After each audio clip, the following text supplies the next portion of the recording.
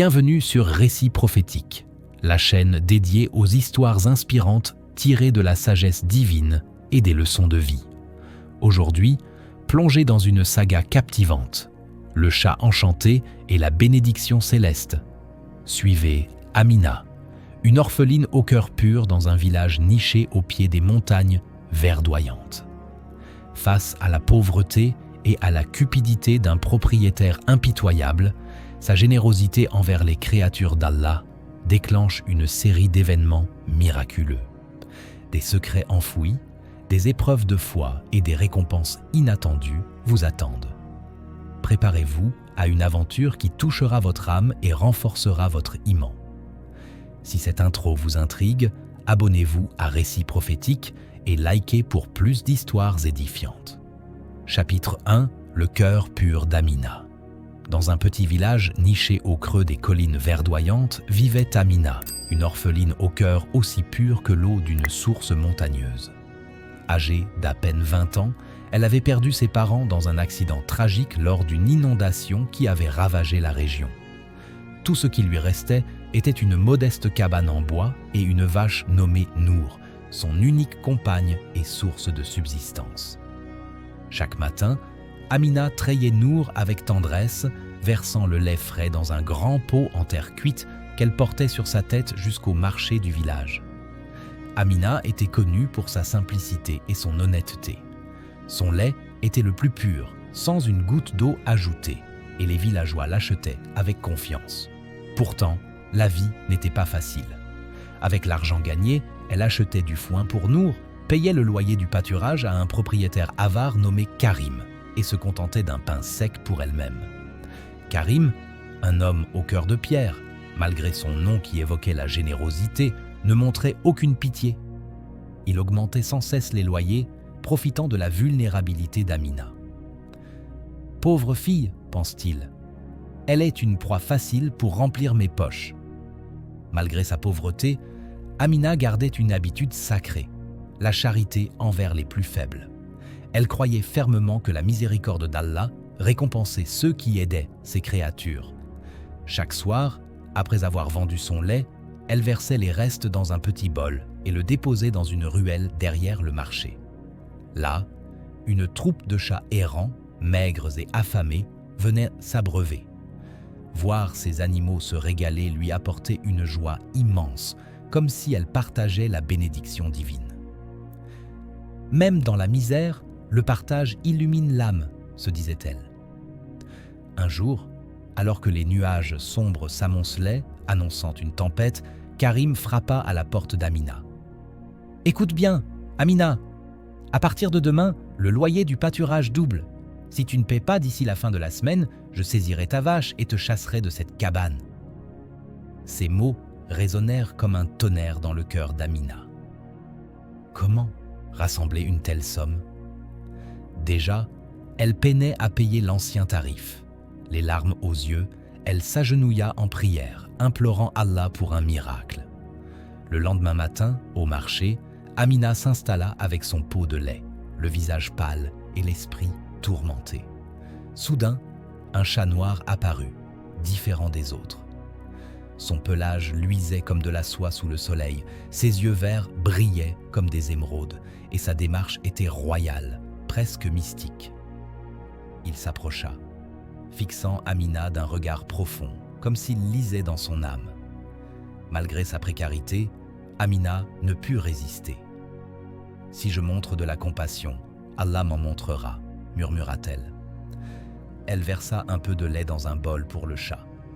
L'animal but calmement, puis leva les yeux vers elle, comme pour la remercier, avant de disparaître dans l'ombre d'une ruelle. Amina vendit le reste de son lait, mais son cœur restait lourd. Ce soir-là, en rentrant, elle trouva une surprise. Sous le bol vide laissé pour les chats errants, scintillait une pièce d'or. Ébahie, elle la ramassa, son cœur battant la chamade. Était-ce un signe divin ou le début d'un mystère plus grand? Si ce chapitre vous a captivé, abonnez-vous à Récits prophétiques et likez pour encourager plus d'histoires inspirantes. Chapitre 2. Les miracles quotidiens. Amina serra la pièce d'or dans sa main tremblante, les yeux écarquillés par l'incrédulité. Était-ce un rêve? Non. Le métal froid et lourd prouvait la réalité. Cette pièce valait bien plus que le loyer exigé par Karim. Elle pouvait changer sa vie pour des semaines. Avec un cœur empli de gratitude, elle remercia Allah pour cette bénédiction inattendue. « Ô Seigneur, tu vois les cœurs purs et tu récompenses la patience », murmura-t-elle en cachant précieusement la pièce sous une pierre dans sa cabane. Le lendemain, Amina se rendit au marché comme à son habitude, mais avec une lueur d'espoir dans les yeux. Le chat noir réapparut, majestueux et serein, s'approchant d'elle avec la même grâce royale. Sans hésiter, elle versa un peu de lait dans le bol. L'animal but tranquillement, puis disparut comme la veille. En rentrant, Amina trouva une nouvelle pièce d'or sous le bol vide. Le miracle se répétait. Jour après jour, le rituel s'installa, le chat venait, buvait et laissait une pièce scintillante. Amina, émerveillée, comprit que ce n'était pas un hasard, mais une épreuve divine.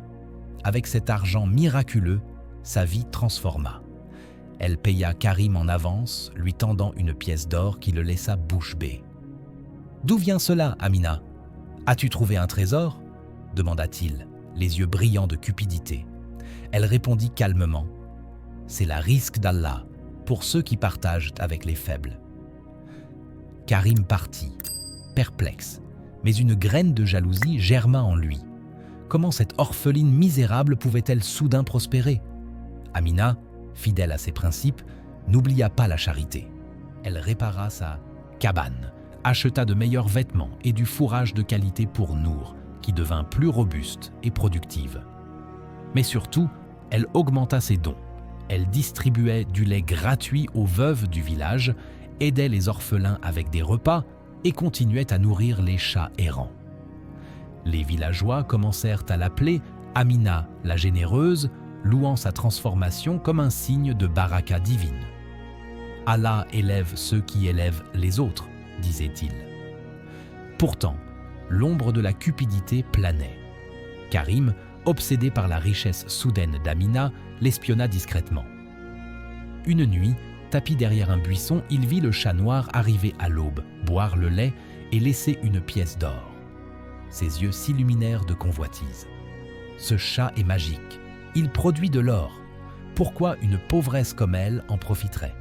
Cela devrait être à moi, pensa-t-il, ourdissant un plan maléfique. Il décida de capturer l'animal pour s'approprier ses pouvoirs. Mais ignorait-il que les bénédictions d'Allah ne se volent pas? Tandis que la prospérité d'Amina grandissait, les nuages sombres de l'envie s'amoncelaient. Qu'adviendrait-il de ce chat enchanté et de la foi d'Amina face à la trahison humaine? Si ce chapitre vous a tenu en haleine, abonnez-vous à Récits prophétiques et likez pour découvrir la suite de cette aventure spirituelle. Chapitre 3. La trahison de Karim. Amina poursuivait sa routine bénie, ignorant les regards envieux qui la suivaient. Chaque matin, le chat noir arrivait comme un messager divin, buvait le lait offert avec générosité et laissait une pièce d'or étincelante. Sa cabane, autrefois délabrée, brillait maintenant de propreté. Nour, sa vache fidèle, produisait un lait plus abondant, comme si la baraka touchait tout ce qu'Amina possédait. Elle partageait sa richesse, des paniers de fruits pour les enfants du village, des vêtements pour les nécessiteux et toujours ce bol de lait pour les chats errants. La vraie richesse est dans le cœur, pas dans les poches, se rappelait-elle en priant. Mais Karim, rongé par la jalousie, ne pouvait supporter cette ascension. Comment une orpheline comme elle obtient-elle tant d'or? Ce chat est la clé, il doit être à moi, marmonna-t-il. Une nuit, armé d'un filet robuste, il se cacha près de la cabane d'Amina. À l'aube, lorsque le chat apparut, majestueux avec ses yeux émeraudes, Karim bondit et lança le filet. L'animal se débattit furieusement, griffant les mains de Karim qui saignaient abondamment, mais la cupidité l'emporta. Il captura le chat, le fourra dans un sac et s'enfuit vers sa maison opulente, le cœur battant d'excitation malsaine. Chez lui, Karim verrouilla portes et fenêtres, isolant le monde extérieur. Il posa un grand bol de lait frais devant le chat, le plus riche qu'il ait pu acheter. « Bois, créature magique, donne-moi l'or que tu donnes à cette misérable !» ordonna-t-il, les yeux brillants de convoitise. Mais le chat le fixa d'un regard froid, ses yeux verts comme des lames affûtées. Il ne toucha pas au lait, se contentant de s'asseoir dans un coin, immobile et silencieux. Des heures passèrent. Karim, impatient, hurla.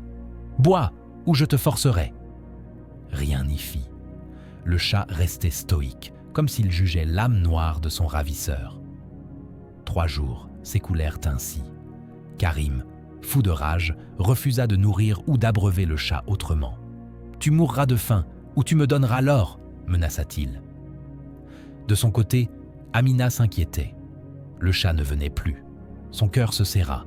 Elle chercha partout, appelant dans les ruelles, les yeux rougis par les larmes.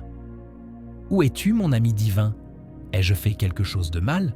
pria-t-elle.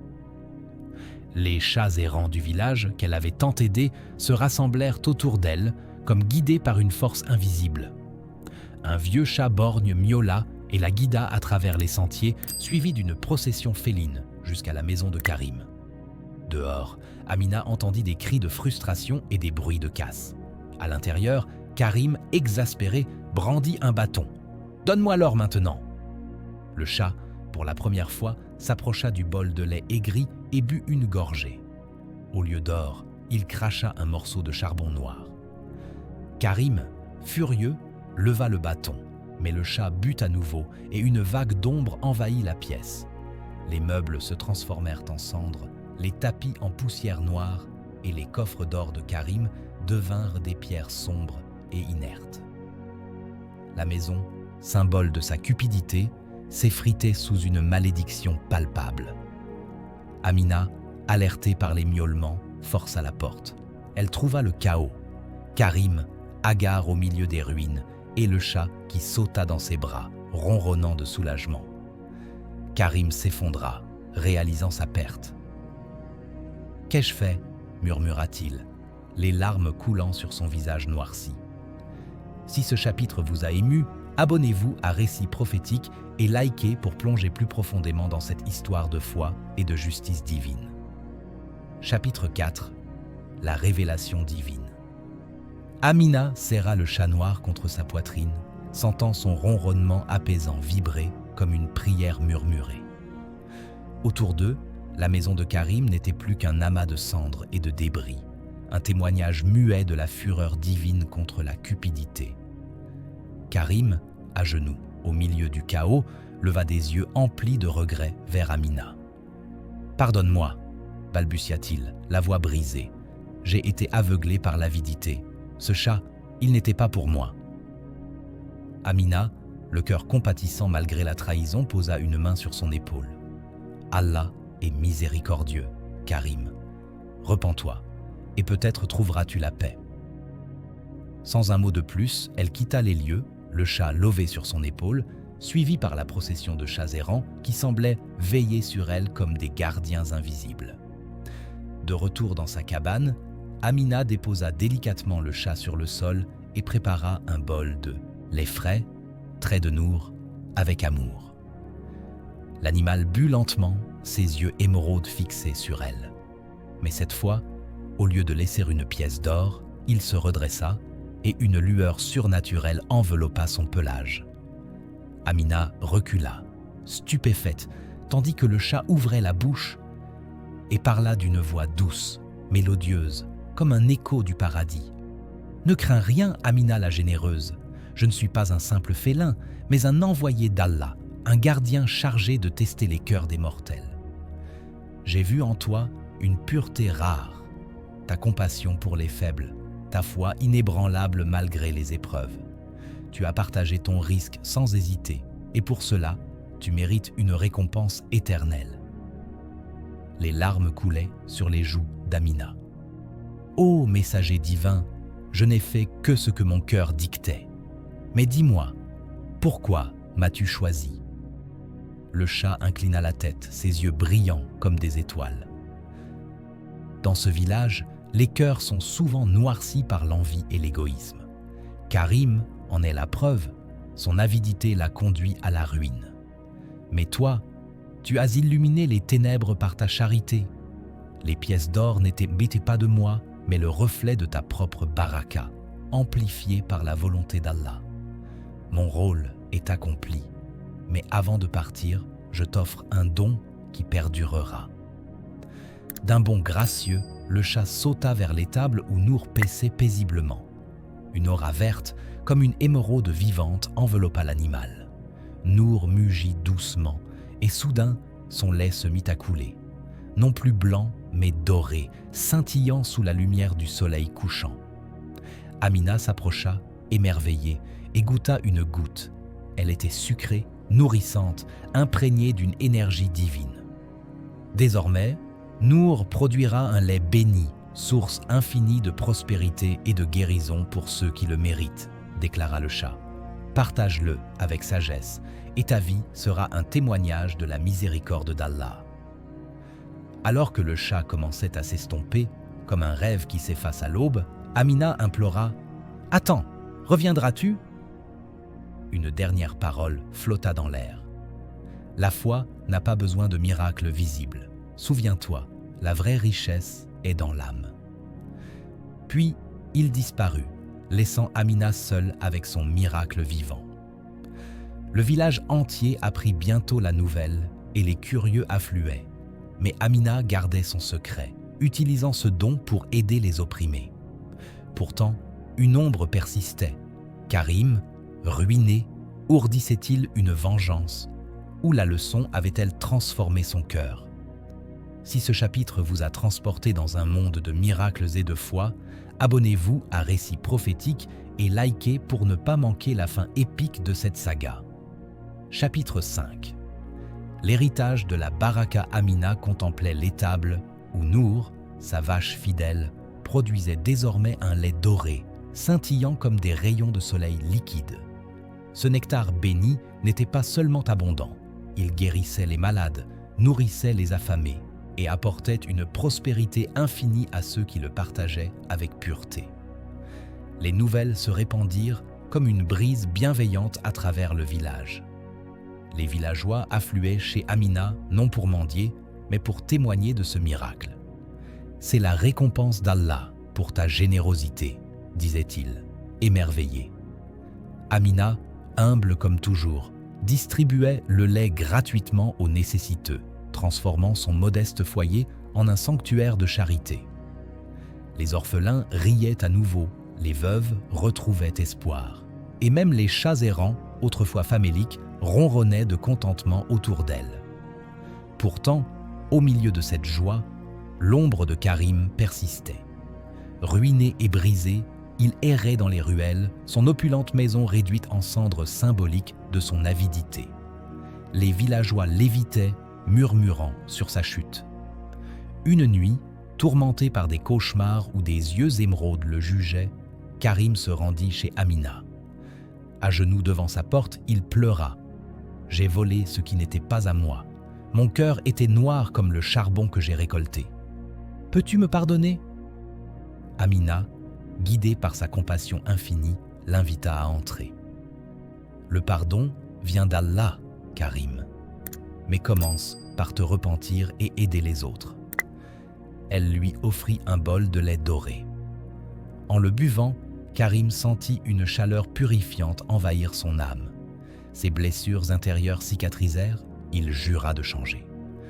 Dès lors, Karim se transforma.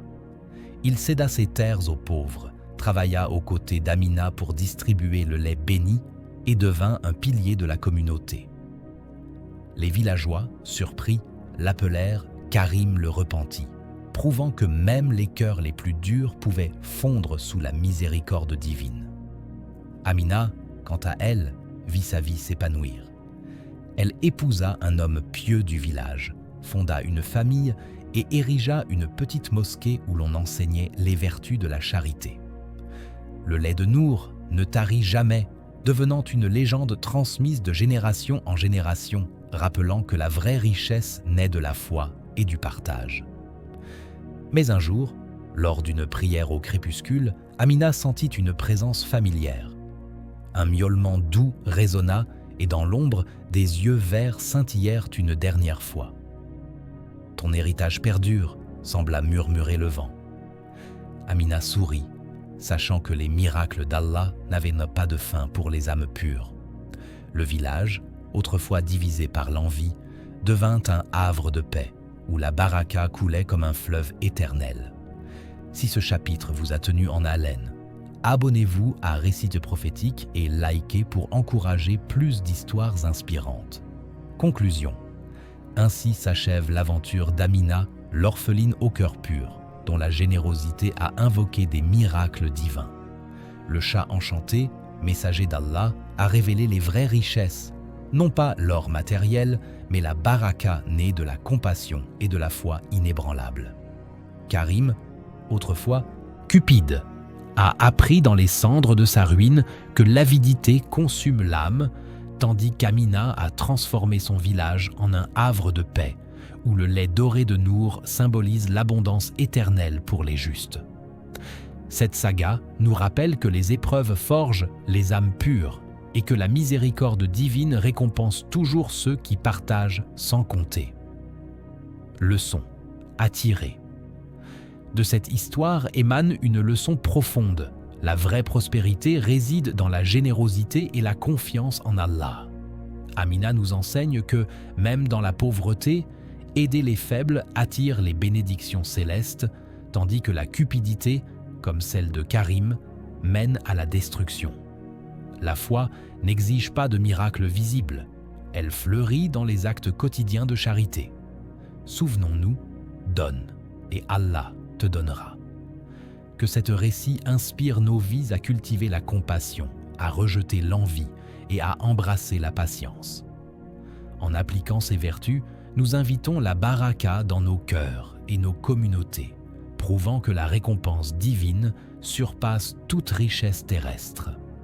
Si cette conclusion vous a touché, abonnez-vous à Récits prophétiques et likez pour plus d'histoires qui élèvent l'âme.